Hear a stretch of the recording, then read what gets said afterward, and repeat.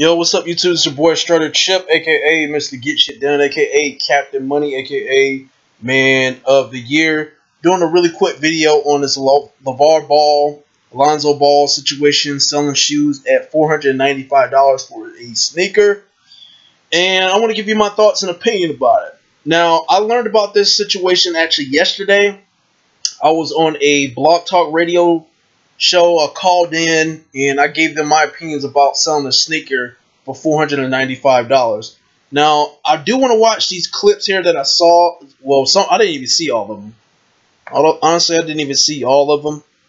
I want to watch some of these clips. I may have probably already seen them already, but let me go ahead and watch this. I'm going to do somewhat of a reaction to it and talk more to you about in detail. So, one moment. Hey everyone, Justin Block here for Complex News. LaVar Ball has been in the news repeatedly for saying ridiculous things, and on Monday that streak continued on FS1's Indisputed. Ball sat down to talk about his recently unveiled pair of $495 sneakers. The shoes, the ZO2s, are the signature model for his son Lonzo. Undisputed co-host Shannon Sharp wondered how Ball could justify such a high price, given that Lonzo has not yet played in a single NBA game. Here's how he responded.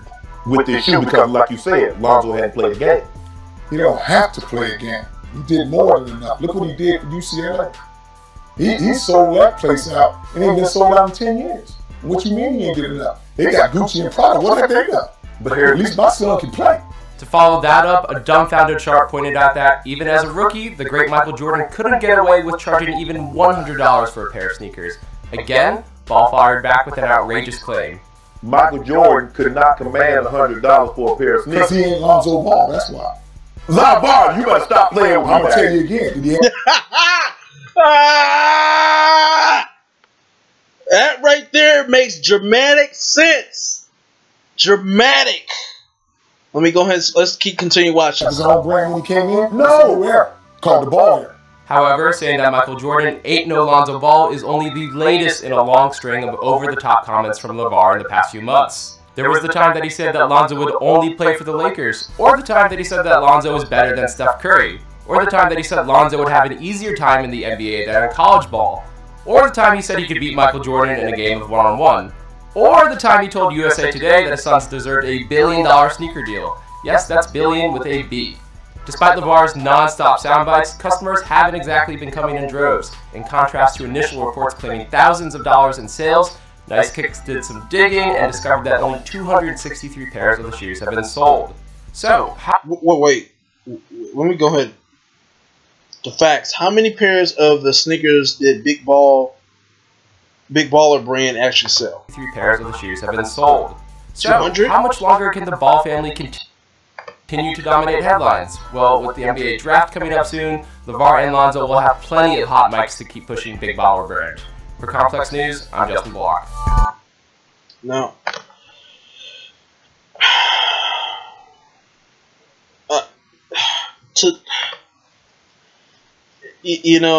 just reacting to that video here, and so I don't know if they sold $200 or something dollars. No, not 200. If they sold 200 shoes, over 200 or something shoes, right? For the price that they're selling it at. That's small success. Very, very, very small success. That means that over 200 and something people around in the world have those pair of shoes. Okay? Or wherever they're marketed at. Okay?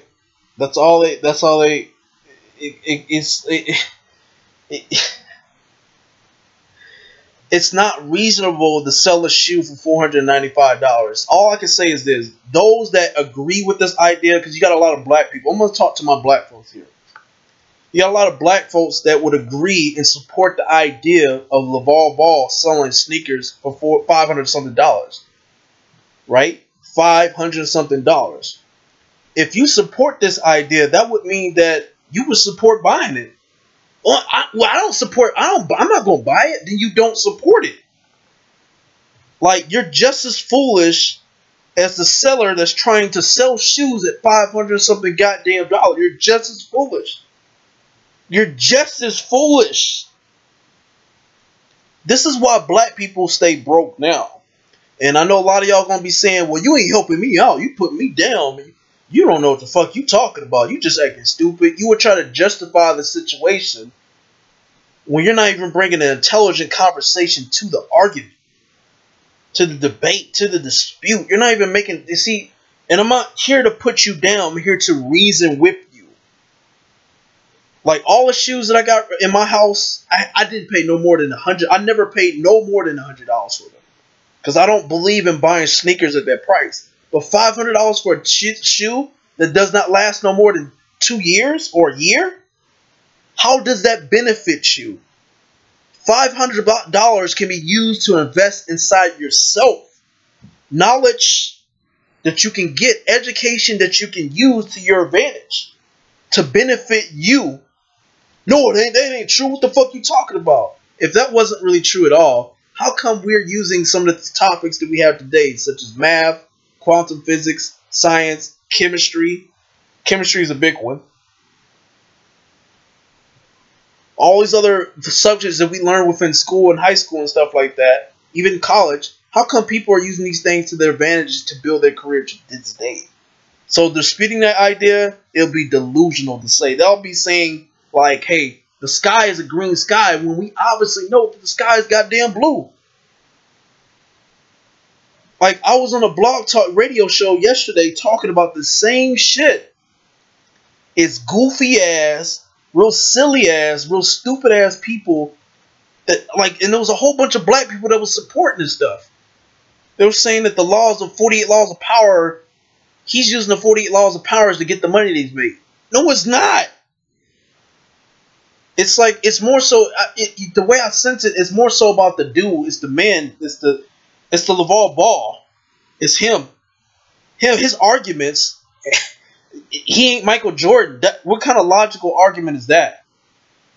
That's not a logical argument. I mean, Lonzo Ball probably be playing good ball and stuff like that, but he's setting very strong and high expectations for his son that hadn't even played inside the NBA yet.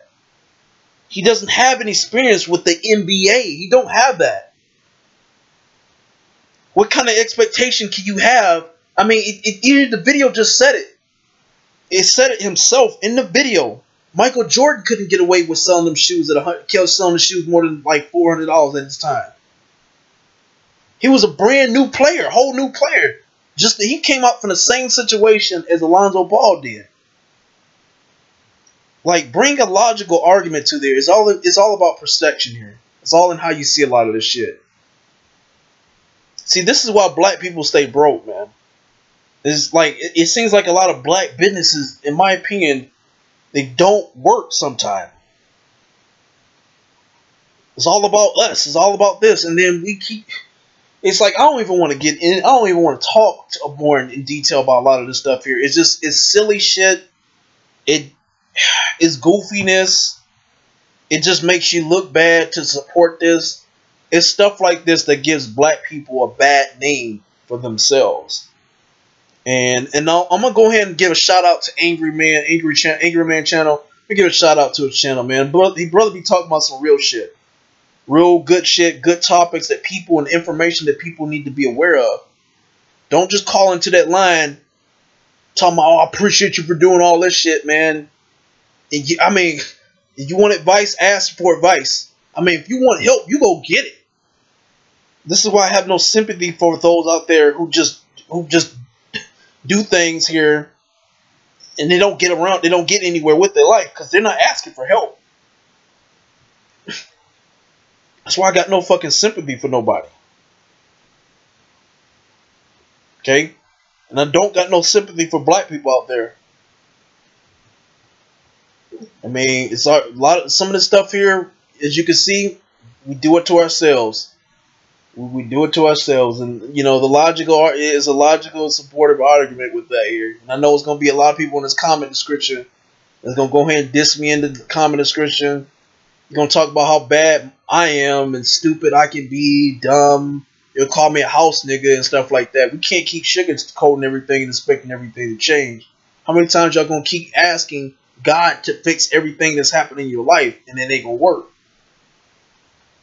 You know, they ask for God, they depend on God to do everything for them. That's not the. It's not. You're the one that's physically taking action. You know what I'm saying? Diss me all you want. You can say whatever you want. I mean, what I'm doing right here is pretty much the same way that Bill Cosby was doing when he was trying to buy NBC, and he was trying to teach black people about how things really were, but black people just weren't really hearing it. Bill Cosby was a rapist, and on in that Block Talk show, they were talking about how Bill Cosby was a rapist and all this other dumb shit to justify not believing in what he was doing, and they're not looking at facts. You have to look at it this way. As I said on this Block Talk radio show, go ahead and check out the video on Angry Man. I forgot what it was called. It's called Black Pride. It's the #1 reason why successful black people fail. And I agree with that. I agree with that. You have to look at facts are used to reason with people who lack knowledge, understanding, and information. Those that dispute or justify and pretend like these things do not exist are the ones that's being delusional. So my question is for all you guys out there, especially black people, why should you deceive yourself? It's all, and the only reason why is that people do these things here is about the insecurities they have within themselves.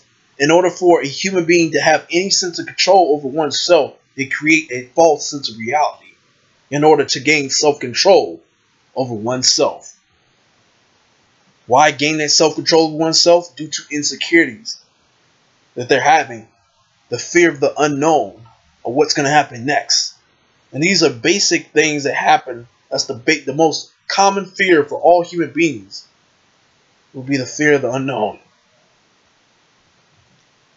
Well, I'm going to go ahead and cut this video short. I know a lot of you guys are going to dispute me on this. You're going to justify it. You know, those who speak the truth, people are you're gonna keep justifying a lot of this stuff here. They're gonna not support me. They're not gonna like the video. They're gonna dislike the video because I'm speaking something that's real. Those who speak the real truth here are the ones that's being stupid and dumb, and they're not doing anything for me. But the facts are used to benefit you. So if you're not using facts to your advantage and the truth, you're getting taken advantage by those who do. Hope you guys enjoyed it. Peace.